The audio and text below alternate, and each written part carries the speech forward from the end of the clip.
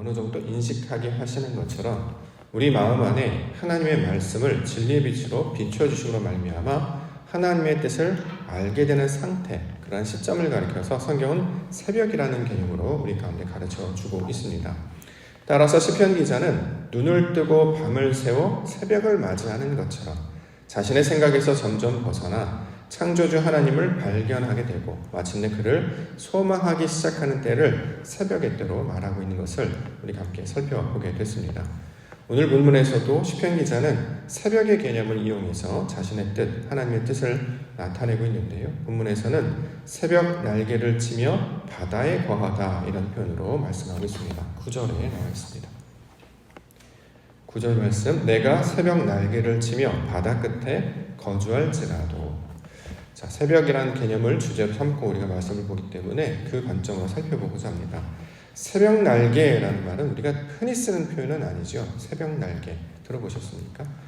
새벽 날개, 아마 이것을 시편 기자가 마치 새가 날개를 치는 모양처럼 자신을 비유하고 나타내는 것으로 우리가 이것을 문학적으로도 살펴볼 수 있을 텐데요. 우리는 문학적으로 보는 것이 아니고 이 모든 말 안에 담겨져 있는 진리적 관점으로 말씀을 살펴보고 있기 때문에 그 의미를, 내용을 살펴보고자 합니다.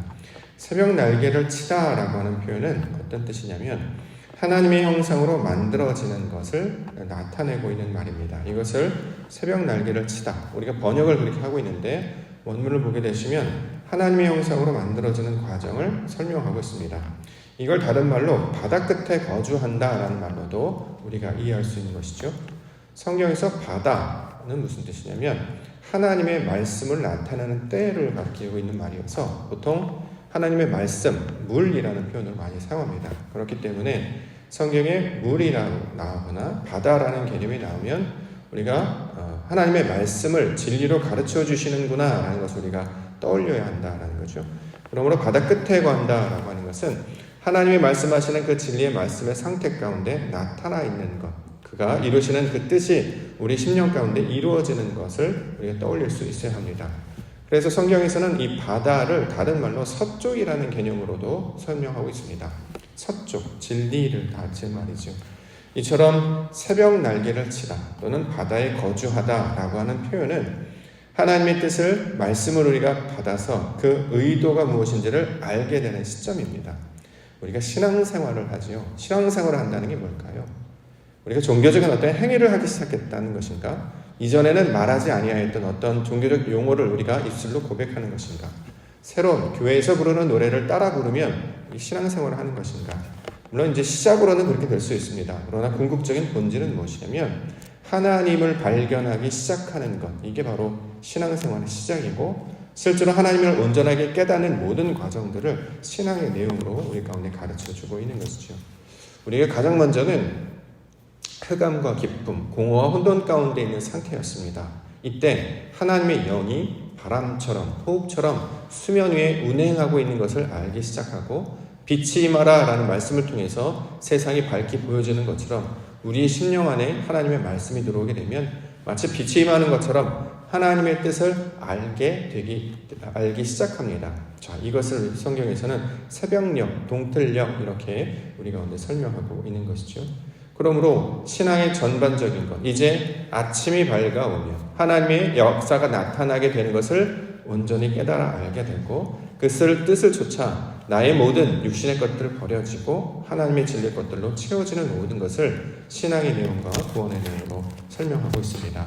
따라서 우리가 평생에 나아가야 될 것은 주님께서 주신 말씀을 통해서 담겨져 있는 그 의도를, 그 진리를 깨닫고 하나님의 뜻, 하나님이 어떠하신 분인가를 온전히 깨닫고 그것들을 우리가 소망하며 나아가야 할 것입니다.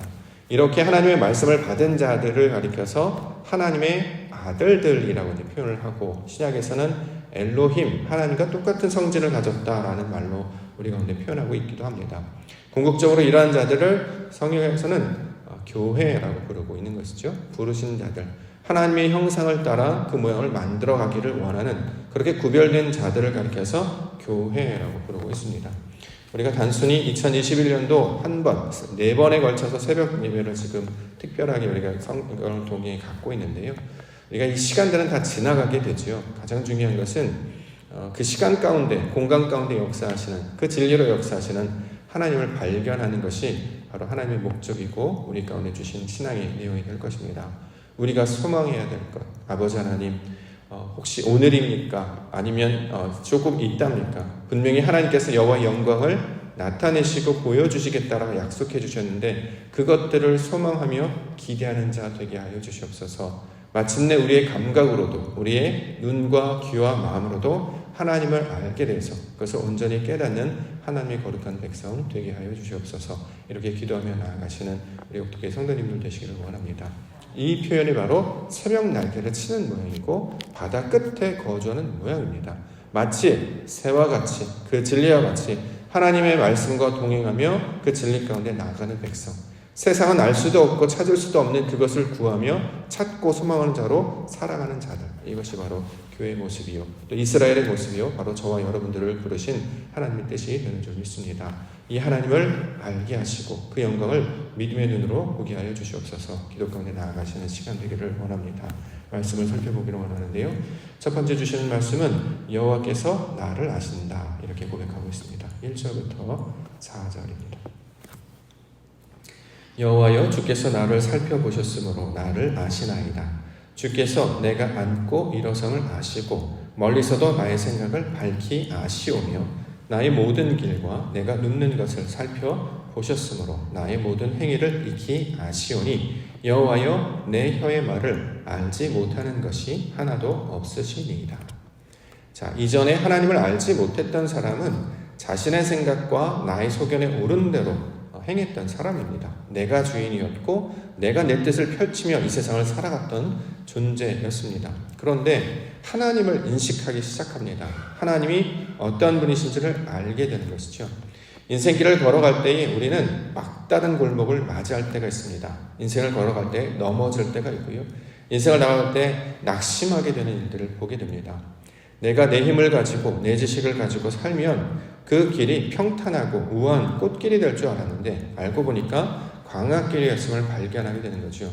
이제는 더 이상 한 걸음도 스스로 나아갈 수 없습니다. 빛이 없으면, 또 구름이 없으면 한 걸음도 거기를 전진해서 나아갈 수 없게 되는 것을 알게 되는 거죠.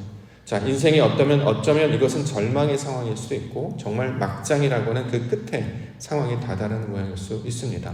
근데 놀랍게도 그런 것 가운데 하나님께서는 세미한 음성으로 항상 우리의 심령을 울리셔서 당신을 찾게 하신다는 거죠.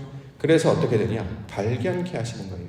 그래서 하나님이 나를 아시는 분이구나, 나의 이 연약함과 이 무지함과 이 미숙함을 우리 하나님은 알고 계시는구나, 이것을 우리를 알게 하신다는 거죠. 인생을 살아가면서 우리의 걸음이 어디로 가는지 우리는 찾지 못했습니다. 연약하게나마 하나님의 마음에 들게 하기 위해 하나님을 기뻐하시는 방향으로 늘 걸어가고 살기를 원했다는 것이죠. 그럼에도 불구하고 우리는 늘 실패하고 우리는 늘 부족했습니다. 그런데 성경은 뭐라고 이야기하냐면 나를 아시는 분이 바로 여호와 하나님이시다, 이렇게 이야기합니다. 내가 앉고 일어선다, 이거는 동작을 나타내는 말도 되겠습니다만 신앙의 변화, 상태의 변화를 우리에게 가르쳐주는 말이죠. 원래 우리가 누워있는 자, 앉아있는 자였는데 일어서는 자로 나타나기도 합니다. 또는 길을 가다가 눕기도 합니다. 무너지거나 깨어지기도 한다라는 거죠. 자, 이 모든 것이 하나님을 찾고 아버지 하나님께 기쁨이 되는 자로 살기를 원하지만 우리는 스스로 이 모든 능력이 없음을 깨달아 아는 자가 되게 됩니다. 자, 놀랍게도 이 모든 것을 아시는 분이 바로 여호와 하나님이시다라고 지금 성경은 말씀하고 있는 것이죠. 이것을 깨닫기 시작하는 것이 결국 신앙의 그 빛이 들어오기 직전에 나타나는 때라는 것입니다. 아무것도 몰랐습니다. 왜 이런 일이 벌어지는지, 어떻게 해야 되는지, 무엇으로 감당해야 되는지 스스로 절망하기도 하고 포기하려고 했습니다. 길을 알지 못해서 발만 동동 구르고 그렇게 혼자 떨어져 있는, 그렇게 혼자 내버려둔 상태였습니다. 그런데 그 속에서 세미한 음성이 들리는 것을 기억하고 그것이 바로 하나님의 음성을 이었음을 깨닫기 시작한 시점, 이것이 바로 새벽녘이라는 그 동틀녘이라는 개념으로 우리 가운데 가르쳐 주시고 있는 것이죠. 11절과 12절 말씀 보겠습니다. 내가 혹시 말하기를 흑암이 반드시 나를 덮고 나를 두른 빛은 밤이 되리라 할지라도 주에게는 흑암이 숨기지 못하며 밤이 낮과 같이 비추이나니 주에게는 흑암과 빛이 같음이니라. 자, 흑암이라는 개념과 이 빛이라는 개념을 설명하고 있는데요. 우리 인간은 하나님을 온전히 깨달을 수 없습니다. 그래서 항상 우리 가운데 보여주시는 것이 둘이라는 개념입니다. 우리 하나님은 하나시죠. 한 분이십니다. 그래서 한 분이신 것을 영이시기 때문에 이걸 알 수 없으니까 이 영의 짝이 되는 개념으로 당신을 설명해 주셨어요. 이것을 이웃이라고 말하기도 하고 이걸 악이라는 개념으로 설명해 주셨다는 거죠. 그래서 이것을 둘로 보여주신다라고 성경은 이야기합니다. 이게 둘째 날 나타났던 거죠. 윗공창 아랫공창이 말하는 것이 땅이 무엇인지를 알려면 하늘을 개념을 알아야 되겠죠. 또 하늘을 알려면 땅을 알아야 된다는 거죠. 그래서 하나님께서 이 둘이라는 개념을 주셨어요. 근데 문제는 하나님께서 이 둘이라는 개념을 주셨으면 이것을 통해 땅을 통해 하늘의 뜻을 알고 하늘을 통해 땅의 역사를 알아야 되는데 우리는 이걸 알지 못하고 여전히 둘로 나뉘어져 있는 상태, 하나로 연합해서 인식하지 못하고 그것을 여전히 따로따로 인식한다는 것입니다. 낮은 낮대로 밤은 밤대로. 이걸 철학에서는 이원론이라고 이야기하기도 하죠. 서로 다른 것으로 구분한다는 것입니다. 나와 너는 하나인데 이게 다른 거라고 생각한다는 거죠. 남자와 여자 같은 것인데 다른 것이라고 지금 우리는 자꾸 구분한다는 것입니다. 자, 낮은 좋은 것이고 밤은 나쁜 것으로 인식을 해왔어요. 그런데 하나님은 뭐라고 하느냐? 흑암과 빛이 같다 이렇게 얘기하는 거죠.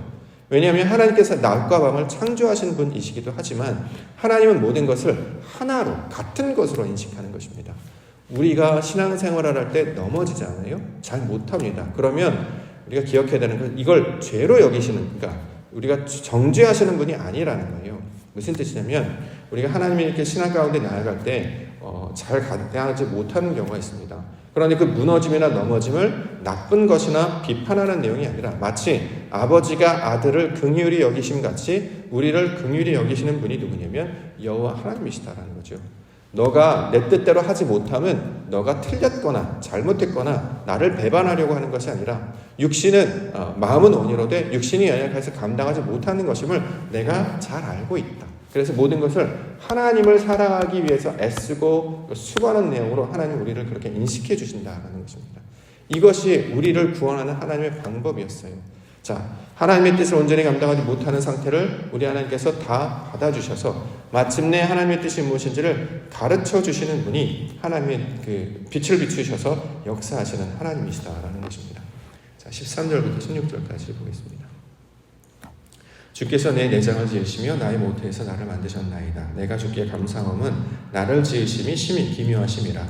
주께서 하시는 일이 기이함을 내 영혼이 잘 아나이다. 내가 은밀한 데서 지음을 받고 땅의 깊은 곳에서 기이하게 지음을 받은 때에 나의 형체가 주의 앞에 숨겨지지 못하였나이다. 내 형질이 이루어지기 전에 주의 눈이 보셨으며 나를 위하여 정한 날이 하루도 되기 전에 주의 책에 다 기록이 되었나이다. 자, 나를 지으시고 만들었다는 건 외형을 가리키는 말이라기보다는 속사람을 가리키는 말이었습니다. 하나님께서 하나님의 마음으로 당신의 뜻을 만들어주셔서 하나님의 말씀을 우리 가운데 부어주셔서 하나님의 모양을 닮은 그 영을 따르고 말씀을 따르는 자로 우리를 만들어주신다는 거죠. 그것을 만들어주시는 분이 여호와 하나님이십니다. 그래서 놀랍게도 우리가 인생을 살아갈 때에 어떤 어려운 상황이 나타날 때 마지막에 막 내버려 두거나 포기하거나 손을 딱 놓고 싶은 때가 있을 때라도 그때 놀랍게도 우리 하나님의 믿음의 백성들 그럼에도 불구하고 하나님의 것을 선택하게 만드십니다. 그걸 길로 인도하실 때도 있고요. 우리의 마음을 변화시킬 때도 있다는 거죠. 하나님의 백성 가운데 놀라운 일은 뭐냐면 남들 같았으면 포기할 것 같은데 남들 같았으면 던져버릴 것 같은데 놀랍게도 그 마지막 순간에 한 번 더 붙잡고 있고 한 번 더 기다리고 한 번 더 참고 있다는 거죠. 이게 하나님의 형상을 닮은 하나님의 백성들의 모습입니다. 이것들이 쌓이게 되면 오래 참음이 되는 것이고 이것들이 쌓이게 되면 열매가 되는 것이고 이것들이 쌓이게 되면 방주가 되는 것이고 성전이 되는 것이죠. 이렇게 하나님의 것을 자꾸 선택하게 만들어서 마침내 지나온 길이 생명의 길이었고 하나님의 뜻이었고 이 모든 것이 우리를 온전케 하시는 아버지의 뜻이었구나를 알게 된다는 것입니다. 그래서 처음부터 한 번의 믿음을 가졌다고 해서 한 번에 완성되지 않죠. 우리가 믿음을 가졌다면 이제 그의 길로 한 걸음씩 나아가면서 조금씩 채워지고 조금씩 만들어지게 됩니다. 때로는 오른쪽으로 갈 때도 있고 때로는 왼쪽으로 갈 때도 있죠.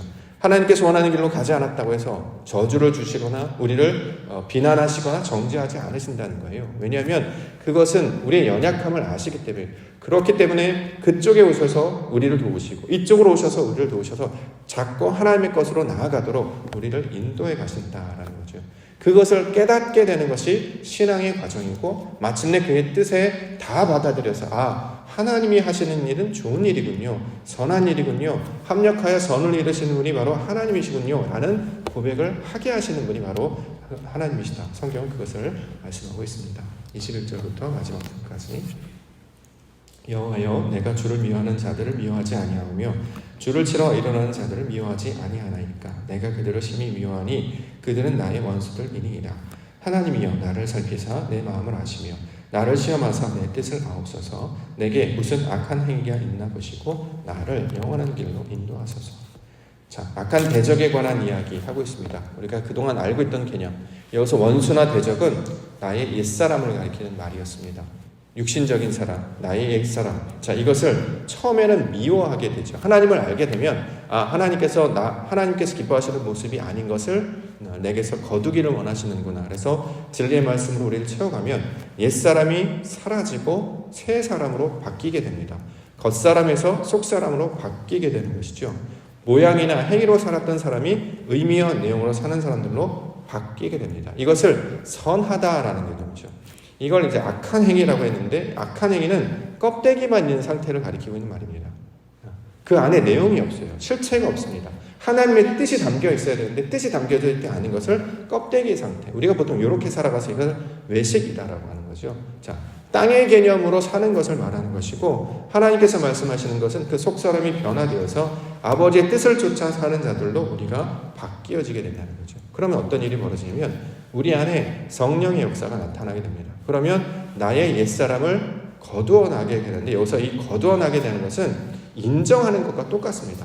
원래 옛사람을 우리가 떠나보내려면, 그것을 거부하려면 가장 먼저 뭘 해야 되면 인정해야 되는 거죠. 내가 죄인이었음을 인정해야 돼요. 근데 마치 죄인이었음을 인정하면 큰일 나는 것처럼 거부하고 우리는 피하거나 숨어버리죠.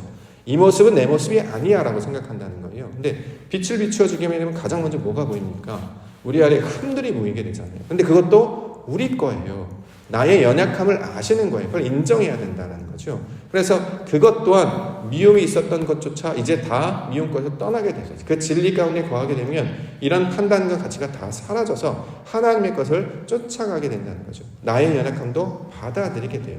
이제는 무조건 부정하기만 하고 그것을 미워하기만 해서 걷어내려고 했는데 결국에 나의 이 연약함을 내가 받아들여서 그렇군요 인정하는 자가 된다라는 것입니다. 그래서 이전에는 약점이 있거나 조금 우리가 불편한 내용을 들으면 속에 있는 그 기질들, 기질들이 막 욱 하고 올라오잖아요. 신앙생활을 하다가도 만약에 내 자존심을 건드리거나 내 정체성을 건드리거나 뭔가 불편한 내용이 있으면 속사람 갑자기 욱 일어나요. 하나님을 기쁘시게 하는 자로 살겠다고 하면서도 그게 다 뭐와 관련되면 소위 말하는 그 열등감, 자격지심, 나의 어떤 자존심, 내 약점, 내 과거 이런 것들이 들추어지게 되면 그것이 만약에 나타날 것 같은 느낌이 들면 나도 모르게 이 감정들이 확 올라오고 나의 어떤 육신적 기질이 확 올라오게 된다는 거죠. 그런데 하나님의 말씀이 내 안에 충분히 임하여져서 하나님은 그런 것들도 우리를 사용하셔서 우리를 온전케 하시려고 하는 과정이 있음을 깨달아 알게 되면 그것을 이제 받아들이게 됩니다. 하나님의 것을 인정하기 시작해요. 그렇군요. 나는 연약한 자입니다. 이걸 성경에서는 죄인임을 인정한다라고 표현을 하죠. 하나님의 뜻을 알지 못하는 상태였군요 인정하게 되면 그것을 내가 받아들이게 됩니다. 그래서 이것들에서 점점 나오는 그 과정을 통해서 지금까지 나를 인도해 가셨구나라는 것을 알게 된다는 거죠. 그러면 과거 것도 받아들이게 돼요. 하나님의 눈으로 하면 받아들이게 된다는 거죠. 그러면 누가 앞으로 하나님의 말씀 변화가 되면 누가 그런 모양을 나에게 이야기해도 앞으로는 전혀 요동하지 않는 자가 됩니다. 이전에는 조그만 그런 얘기 들으면 무혹하고 반응하고 오히려 공격하고 이렇게 공격적이었다면 진리를 깨닫는 하나님께서 이 모든 과정을 통해 나와 같은 사람을 통해 선을 이루려고 하시는구나 라고 그것을 깨닫게 되면 요동하지 않는 자가 된다는 거죠. 그래서 나중에는 흔들리지 않게 됩니다. 이것을 진리를 깨닫는 하나님의 거룩한 백성들의 모습들로 가르쳐 주셨습니다. 그래서 우리 가운데 예를 보여주신 분이 바로 그리스도 예수셨죠. 예수님은 이 땅에 육신을 입고 오는 것을 마다하지 않으셨습니다. 낮아지는 건 아니겠습니까? 십자가에 달리는 건 자신을 거부하고 포기하는 건 아니겠습니까? 그걸 두려워하지 않으셨어요. 갑자기 억울하게 십자가에 달리신 것이 아니라 그게 다 계획 가운데 있었다는 거죠. 하나님께서 그렇게 되기를 원하셨어요. 왜요? 부활의 생명으로 살아나기를 하나님께서 예비하셨기 때문이라는 거죠. 그러면 우리도 자라가지 않습니까? 성장하고 성숙해가지 않습니까? 어린아이를 지나 성년의 때를 지나 점점 나이가 든 장년의 때로 지나가지 않습니까? 그렇게 자라가면 된다라는 거죠. 그걸 인정하고 받아들이면 된다는 거죠. 그래서 하나님께서 우리에게 그 뜻을 아는 자로 나아가게 해주셨습니다. 그러면 그 소위 말하는 장년의 모습이 되면 모든 것들이 충만하게 다 깨달아지기 때문에 크게 연연하지 않습니다. 세상 말로 하면 일희일비하지 않습니다. 좋은 소식이 들렸다고 저도 막 기뻐하고 슬픈 소식이 들렸다고 막 낙심하고 그러지 않아요. 하나님이 하실 일을 기도하기 때문에 빨리 회복하고 다시 자신의 일상의 자리에 돌아와 하나님의 뜻을 찾는 자로 나아가게 된다는 거죠. 그래서 고백하는 것은 무엇이냐? 나를 영원한 길로 인도하소서. 이것이 시편 기자의 고백이 되고 있습니다.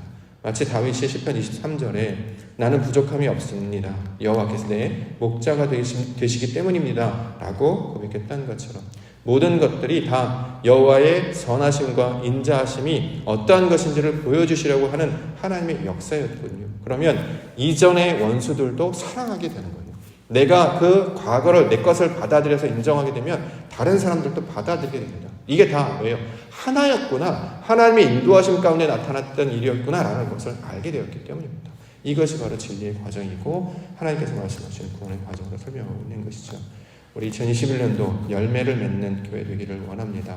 특별히 진리를 통해서 하나님의 뜻을 아는 것에 자라가시고 나머지 2달 동안 하나님께서 원하시는 그 길도 우리의 믿음과 우리의 신앙이 성숙되며 하나님의 영광을 더욱 소망으로 말미암아 주의 뜻대로 감당하시는 우리 믿음의 성도님들과 교회가 되기를 주님의 이름으로 축원합니다. 알겠습니다.